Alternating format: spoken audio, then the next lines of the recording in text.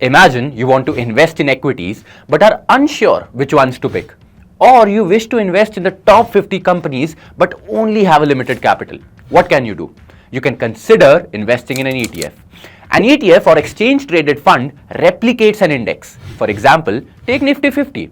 Think of it as a collection containing all 50 stocks in the same proportion as the Nifty 50. If you believe the Nifty 50 as a whole will grow but can't pick individual companies, you can invest in this collection as a whole. When you invest in an ETF, you buy a unit of this collection, owning a small part of all the assets inside. ETFs trade on stock exchanges like individual stocks, providing flexibility to buy and sell throughout the day. It's like a mutual fund that trades on the exchange. ETFs offer diversification. By holding a range of investments, they help spread risk. They often come with lower management fees, leading to cost savings over time. Not only equities, but ETFs can include various asset classes such as debt, gold, silver, and international equities.